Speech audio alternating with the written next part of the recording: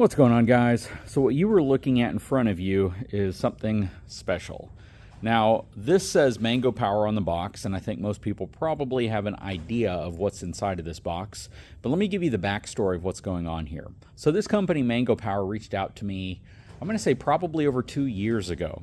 And we were trying to work on a way to feature this product that would make sense. Because what's in this box is absolutely massive. It's very heavy. It weighs like well over 100 pounds.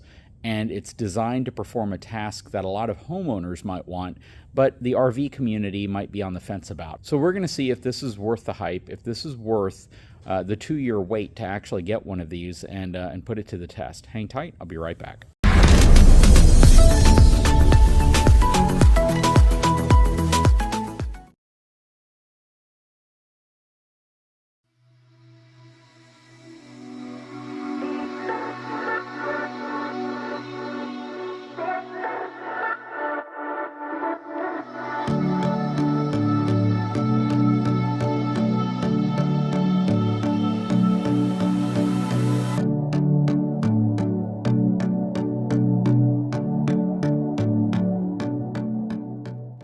So check this out. So in front of you is the Mango Power E.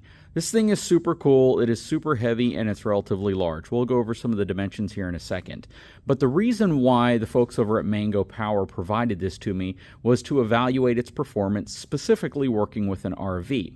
They actually tout this as being something that you could use for about 99% of the things in your home, let alone an RV. So, as you all know, I have been searching for a power station that is capable of powering up a 15,000 BTU air conditioning system that is on our Forest River Surveyor, which is a very difficult air conditioning system for your typical battery power station to be able to power up. Now, there are power stations that can handle smaller units, like a 10,000, an 8,000, maybe even a 12,000 BTU unit. But when you're talking about a 14 or 15,000 BTU unit, that's where things can kind of get a little challenging. So we're going to test this thing out. We're going to see how it performs. But first and foremost, we want to go over some of the specs of this thing. Okay, so first of all, let's talk about the things that matter to most people. So the chemistry of this battery is lithium ferrophosphate. The manufacturer of the cells is CATL. Now, you may not have even heard of these terms, but this is the same type of technology that a lot of EV or electric vehicles use. So they've definitely gone the route of giving you the types of batteries and the chemistry that you'd be looking for in a power station like this. Now, you can see on the box, 3,000 kilowatts, expandable all the way up to 14,000 kilowatts. And that's if you get the expansion packs, which essentially stack on top of this thing. So this thing can absolutely store a tremendous amount of power, especially if you're going to use this for a backup battery situation for a home or an RV or anything that demands quite a bit of power for an extended period of time. You can also see that it supports 240-volt split phase, so that's also really nice. So there are some appliances and there are some things that require 240-volt split phase, and it's nice to know that this can provide it. Now, there is no 50-amp connection on this. So checking out the front panel, you can see that it has a 30-amp connection here. This one's going to be popular for folks that want to use this for a backup power supply for an RV or for a home. It's got 4 110 outlets right here rated at 20 amps each. It's got a 12-volt outlet right here rated at 10 amps. It's got 6 quick charge 3.0 USB outlets as well, up to 27 watts, and it's got 2 USB-C connections here, one rated at 65 watts, the second rated at 100 watts, as well as 12-volt 5-amp DC output connections right here. And the touchscreen display gives you all of the information, what's taking place with this device, and you can also pair this to a Bluetooth app on your phone so you can connect to this and be able to monitor everything remotely or wirelessly. You even have the ability to connect this to Wi-Fi as well, so you have both Bluetooth as well as Wi-Fi capability. This can support up to 2,000 watts in terms of charging it from solar and 3,000 watts from a standard AC outlet. So you can charge this up with a tremendous amount of solar, which is really nice. One of the things I always talk about when I talk about these power stations is the fact that if you get a large enough one, you essentially have an entire power bank for your RV all built into one platform.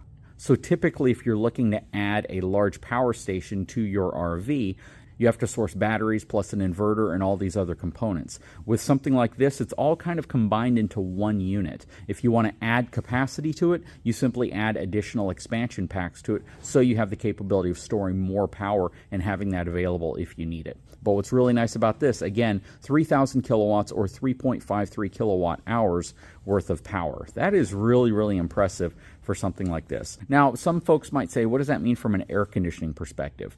Well, your typical air conditioner is going to start up at like 2,000 plus watts easily, well over that. But then once it starts running, it's going to drop down to generally around 1,200 watts. And if you just base it off of that, you can run it for about 3 hours, maybe 2.5, 3 hours off of the stored power that's inside of this unit, which might not seem like a heck of a long time, but you also have to understand that air conditioning systems draw a tremendous amount of power. Same as things that generally are used to generate heat, like a curling iron or a hair dryer. Stuff like that usually draws between 1,000 to 2,000 watts, which means you'll drain through something like this relatively quickly if you're using those appliances. Now, if you're using something like a microwave, 1,000 watts, you typically only run it for like a minute, right, or a couple of minutes perhaps. It's not going to drain this very quickly. You could use a microwave for quite a while before having to worry about this thing getting drained because you're cooking something in there, unless you have a pie in there for several hours. That would be your only challenge, and I don't think any microwave requires that.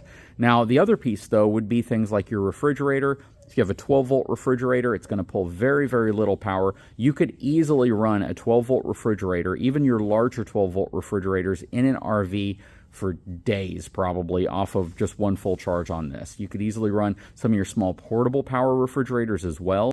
So if you're going to use something like this, you just have to understand what the limitations are. This isn't like a gas-powered generator, where a gas-powered generator is going to constantly be generating power at a certain amount as long as you put fuel in it.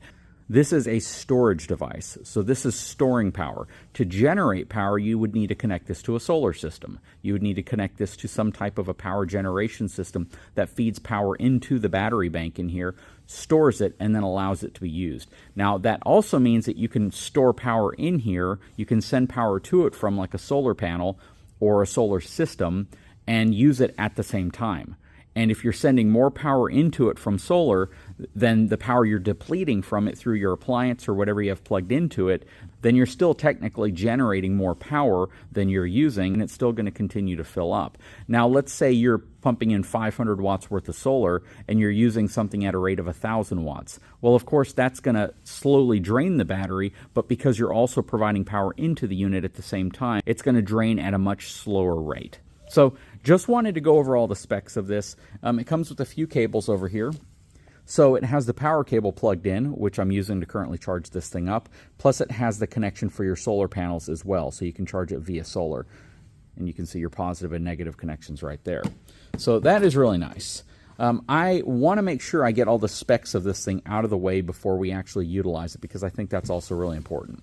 On the side, you have your incoming power connections right here. You also have this large port down here, which is used to connect this to its expansion battery pack, so you can up the amount of capacity that you're storing. And if you're going to be charging this on the wall, and you have up to 3,000 watts going into it, then you can actually charge this up to 100% in only an hour and a half, which is really nice. Working temperatures on this, -4 degrees Fahrenheit to 113 degrees Fahrenheit, which is significantly better in terms of cold performance than a lot of the rivals that it competes against. Now, the big thing here, and this is a huge one, 10-year warranty. You heard me right. This has a 10-year warranty with it, which I think the closest competitor to it is going to have like a 2-year warranty. Some of them just a 1-year warranty. So a 10-year warranty on this thing, I am not sure exactly what that warranty is going to cover. So don't hold me to any facts on, what you can do and how this thing can be treated before that warranty still be effective. But I did want you to know that they claim to have a 10-year warranty on this. Okay, so I'm shifting it around so you can see the form factor a little better. You have two nice rubberized grab handles on the side, which you will absolutely need because this thing is super heavy. You have your handle right here to be able to pull it around because you have two rubber tires on the back that give you the ability to move this around far more conveniently than some of the other ones that are on the market. Some of them have wheels, but it's really nice to see that this one also has wheels.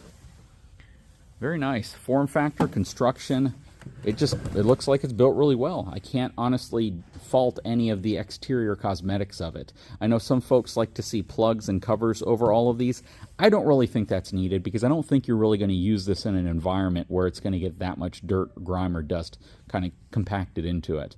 I mean, if that were the case, all your wall outlets would be clogged up too. So I don't think that, again, having covers over all of this is really that necessary.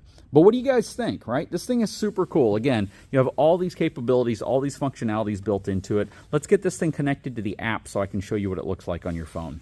Okay, so another feature that I really like is the fact that you can use this as backup as well. So if I wanted to use this as backup, I would need to connect this to the AC grid. Basically, it's plugged into the wall. Once it's plugged in, you put backup on, and it senses when power goes out, and it turns into a UPS, an uninterrupted power supply, where it kicks on automatically.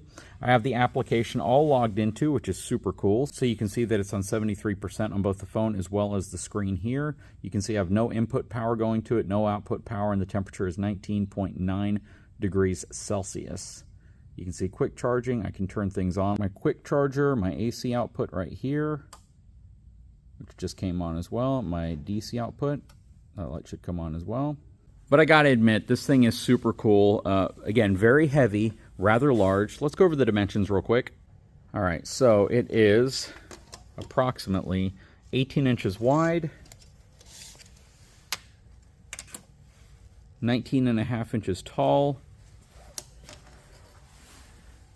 and 14 inches deep if you include the tire, but if you just want the body of it, it's about 13 inches deep. So, pretty cool setup. I mean, this is something I think a lot of people could get a lot of use out of. The ultimate question we're going to have is, can it turn on the air conditioner in the RV? That's really the only test I care about, to be honest with you, because every one that I've tested from all the other companies so far have not been able to turn on the air conditioning unit. Now, I know that they have larger units. They claim to have some that are larger, but with the 30 amp connection that are on the units that I have, basically units that already have a 30 amp connection, none of them have been able to start the air conditioner on the RV. So it's going to be really interesting to see if we can get it started with this unit. Okay, so next video, we're going to test this thing out. We're going to hook it up to the RV, and we're going to see how it performs. Right now is not the best time to do it because it's about 60 degrees outside. It's actually not warm. I'm excited to see how this thing performs. I'm not too excited from a portability perspective because this thing is super, super, super heavy, and it's not the easiest to move in or out of your RV. This is probably something you'd keep in the bed of your pickup truck as opposed to constantly having to move in and out of the RV. It would be nice if I had a better dedicated storage area in the RV that would fit this so I could just kind of set it and forget it, but I don't. Maybe that's a project I can work on in the future and try to find a place to accommodate this. But we will do plenty of testing on this. I just want to make sure I'm doing it in a fair way. I don't want to go out there when it's 60 degrees and try to turn the AC on because it's not going to be fair. It actually probably won't even turn on because I can't even set the thermostat that cold to get the compressor to kick in. And I want to make sure that I'm giving you an honest evaluation of this. Good thing about South Texas, it gets hot. And it gets hot even in the middle of winter. So we can probably expect at least 80, 90 degree temperatures in the next day or two. So I'm going to make sure that it's a nice warm day before we plug this thing in so we give you a fair evaluation of it. Anyways, guys, I sure hope you enjoyed this video. If you haven't had a chance, please take a moment, subscribe to the channel, give me a thumbs up. We'll talk to you again very soon.